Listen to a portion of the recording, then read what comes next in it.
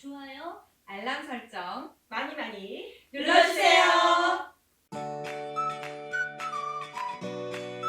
안녕하세요. 금융소비자TV 강일아 아나운서입니다. 오늘도 우리들한테 꿀팁 전해주실 이서연 성공강의부 대표님 모셨습니다. 대표님 안녕하세요. 네, 안녕하세요. 이제 많은 분들이 이제 큰 돈을 벌기 위해서 부동산 투자, 주식 투자 등을 많이 하시잖아요. 그렇죠. 하시나요, 혹시? 주식 조금 해봤고요.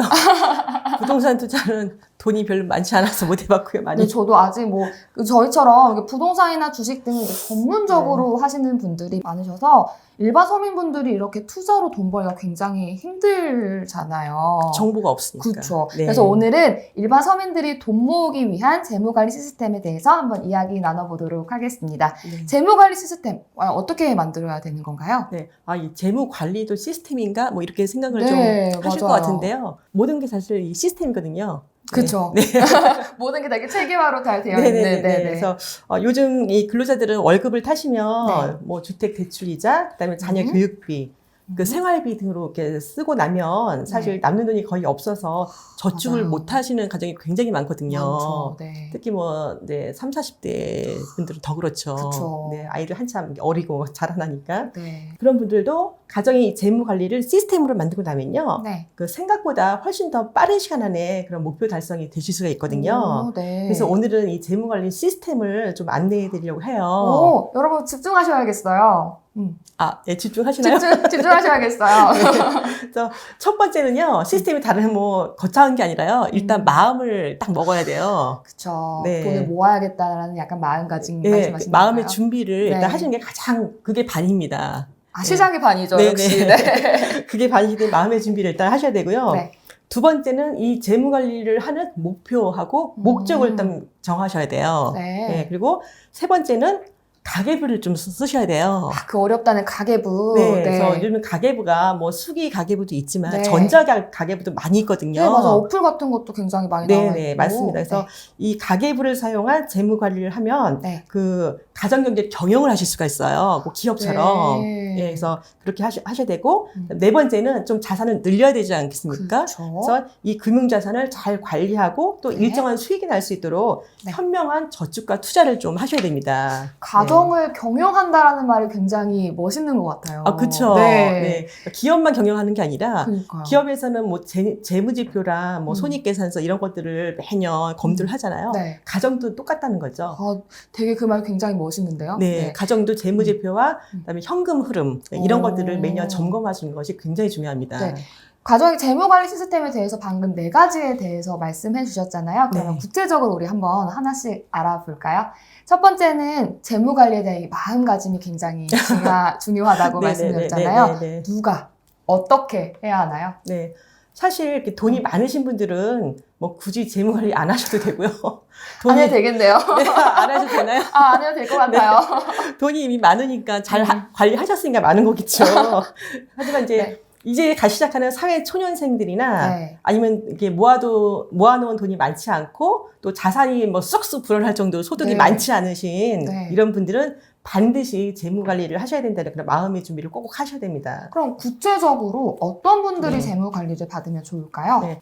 이제 요즘에 어쨌든 많은 서민들이 고통을 많이 받고 있는데요. 그렇죠. 그래서 대출 상환하느라고 이렇게 스트레스를 엄청 많이 받으시는 분들.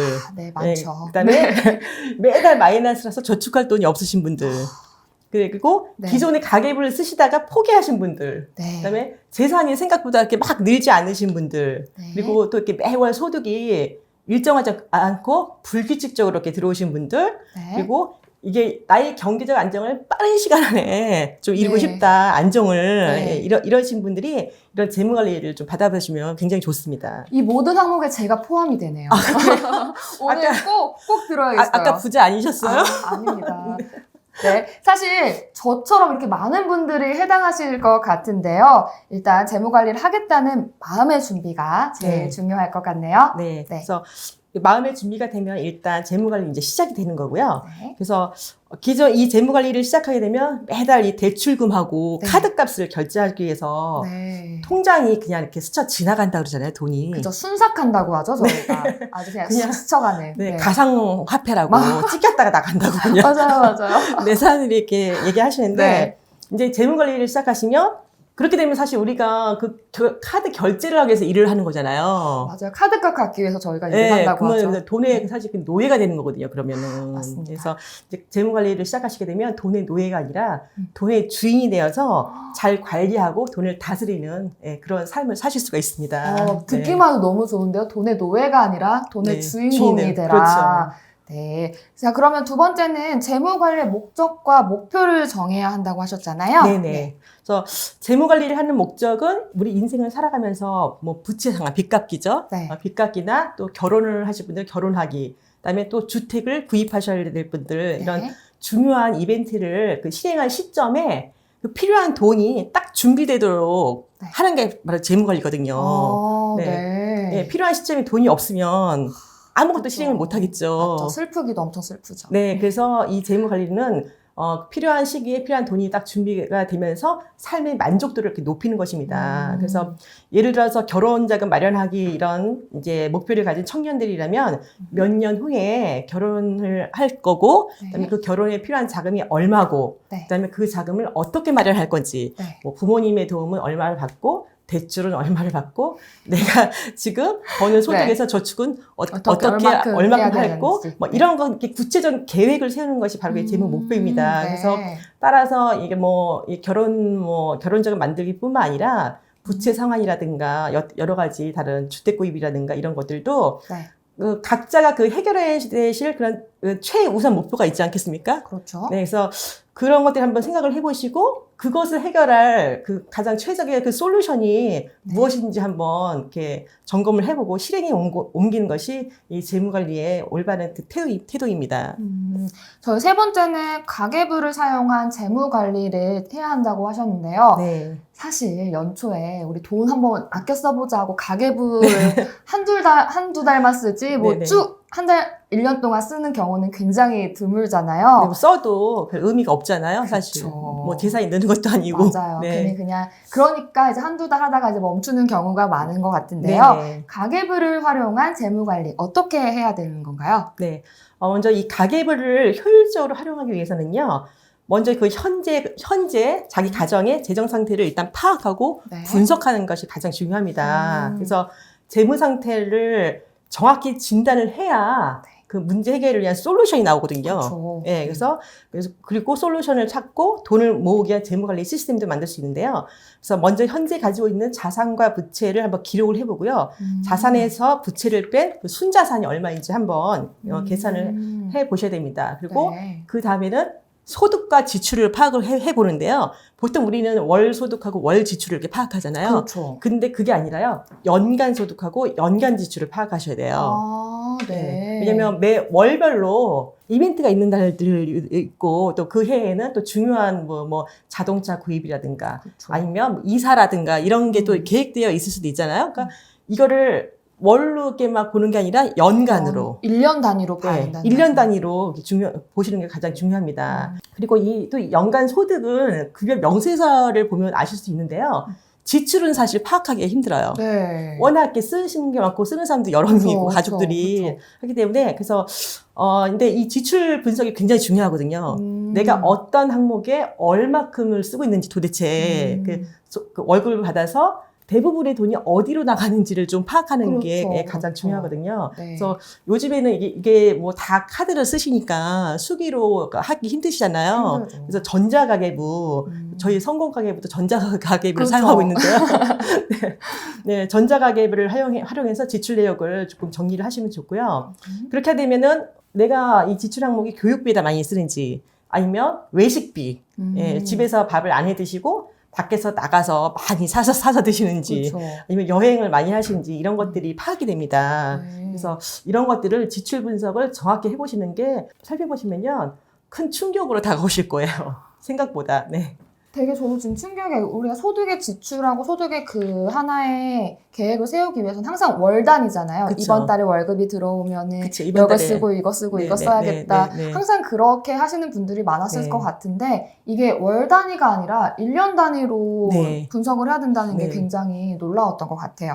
혹시 성공가계부를 사용하면 가계 재무 상태나 소득, 지출 현황 등이 자동으로 이렇게 분석이 되는 거네요. 아, 네. 그렇죠. 대부분의 사람들이 가계부를 쓰다가 포기하시는 경우는 네. 가계부를 써도 어떤 의미를 찾으실 수가 없거든요. 맞아요. 뭐 콩나물 1,000원, 우유 3,000원 이렇게 음. 단순히 열거만 하기 때문에 얘가 네. 이걸 힘들게 적어서 뭐 하나 맞아요. 이러시기 때문에 안 적으시는데요. 우리 성공 가계부는 가계의 그 소비 성향하고 적자 여부를 좀 파악해주는 그런 가계 수지 지표랑요. 그다음에 급할 때 바로 뺏을 수 있는 그 유동성이 즉시 확보되는 금융자산의 비중이 얼마나 있는지를 나타내는 비상자금 지표. 그다음에 매월 빚 갚는데 쓰는 그 비율이 얼마인지를 나타내는 가계 부채 부담 비율. 그다음에 나의 총 자산 대비 총 부채가 얼마인지 이런 비율. 그다음에 위험에 준비한 그런 보험 준비 지표, 그리고 매월 소득 대비 내가 저축과 투자를 얼마나 하고 있는지를 나타내는 저축 성향 지표, 이런 것들을 자동으로 이렇게 본인이 뭐 이렇게 계산기 두드려서 하는 게 아니라 자동으로 분석이 됩니다. 네. 되게 자세하게 나눠져 있는 항목들이 제대로 분석이 되어 있는 것 같은데요. 네. 수기로 작성하는 가계부보다는 재무 분석들을 이렇게 자동으로 분석을 네. 해주니까 가정의 재무 상태 파악하는데 아주 유용할 것 같습니다. 네. 그래서 우리 성공 가계부를 활용하시면요, 네. 이 재정 상태도 자동으로 분석할 뿐만 아니라요, 네. 돈을 모으시는 그런 시스템도 만드실 수가 있어요. 네. 그래서 왜냐하면 우리 건강검진 하듯이 재무 상태도 건강 진단을 하는 거거든요. 그래서 건강한 재무 상태의 기준이 되는 그런 기준점을 제시를 해드려요. 그래서 그 기준에 충족하기 위해서 재정 상태를 이렇게 그 기준 안에 들어가기 위해서 노력을 하시면 재정 건전성이 되게 좋아지는 거거든요. 그러게 건강해질 것 같아요. 네, 정말. 가계의 재정 상태가. 그래서 아까 뭐 기업처럼 가정 경제도 경영을 해야 된다 하는 게 네. 바로 이 말씀을 드리는 거예요. 네. 네, 기업들은 뭐 부채 비율이라든가 자본 비율 이런 건 여러 가지들을 점검해서 그 비율 안에 들어갈 수 있도록 많이 노력을 하잖아요. 네. 네, 가정도 마찬가지라는 거죠. 가정도 이런 가계 수지 지표, 그다음에 뭐 부채 상환 지표, 그다음에 이런 저축 성향 지표, 이런 것들이 그 기준 안에 들어가시려고 노력하면 가계의 재무 건전성이 훨씬 좋아지고요. 또 안정감 있게 가정 경제를 운영하실 수 있습니다. 성공 가계부의 재무 관리 시스템을 사용하게 되면 이제 가정 경제를 운영하는 데 굉장히 많은 도움이 될 것 같은데요. 마지막 4번째는 금융 자산이 수익이 날 수 있도록 저축과 투자를 해야 된다고 말씀해 주셨잖아요. 네. 금융 자산의 저축과 투자 제일 중요한 부분이죠. 네. 어떻게 해야 되는 건가요? 네, 사실 이거 저축과 투자를 하는데 일반인들이 요즘에 뭐 이제 제로금리라고 하잖아요. 맞아요. 금리 많이 내려가서. 금리가 엄청 내려갔어요. 네, 또 투자는 최근에 DLF 사건 이런 걸 보면서 못하겠어, 이제 무서워서 이러신 분들이 맞아요. 네, 네. 네, 굉장히 많을 건데요. 근데 뭐 사실 그 전문가가 아닌 일반인들이 이렇게 안전하게 수익을 가져다 줄 수 있는 상품을 선택하는 건 굉장히 어렵거든요. 어려워요. 잘 알지도 못하고 네네. 뭐를 선택하는 것도 굉장히 어려워요. 네. 그래서 일반인들은 사실 이렇게 뭐 직접 투자라든가 뭐 이런 것보다는 그 배당을 주는 그런 펀드들이 있어요. 예, 배당을 주는 대표적인 게 부동산 펀드 같은 거거든요. 네. 그래서 배당을 주는 펀드나 아니면 투자 전문가들이 운영하는 랩 상품이 있거든요. 운영 전문 상담사들이 운영사들이 직접 해주는? 네, 자산 운용사에서 운영하는 네네네. 랩 상품이 있는데 랩이라는 게 싸는 거잖아요. 네네. 그래서 랩이라는 건 그 안에다가 뭐 채권, 예, 그다음에 펀드 뭐 이런 것들을 상품을 3-4가지를 섞어서 그 안에서 전문가들이 이렇게 리밸런싱을 해서 운용을 네. 해주는 거거든요. 그래서 물론 원금을 모으는 저축은 이제 안전하게 가는 거지만은 약간 수익을 내면은 그래도 투자를 좀 하셔야 되거든요. 수익을 내려면. 그쵸. 예, 그때는 이런 주식이나 이런 직접 투자보다는 전문가들이 운영하는 간접 투자 상품, 예, 네. 이런 게 좀 권해드리고 싶고요. 그리고 또 채권. 네, 네. 채권 중에서도 이제 안전채권은 국공채거든요. 예, 채권이라는 건 만기에 이자를 이렇게 주는 거잖아요. 네네네. 그래서 만기에 확정된 이자를 주는 이 국공채 같은 이런 채권은 또 이렇게 자산을 늘리시는데 많이 도움이 됩니다. 네. 그래서 그리고 이렇게 투자하실 때는 먼저 이렇게 이거 몇 프로짜리 수익률을 따지세요, 보통. 네, 그렇죠. 많이 수익이 많으면 좋은 거니까요. 네네네. 근데 수익률을 따지시기보다는 이 상품이 위험이 있는지, 네.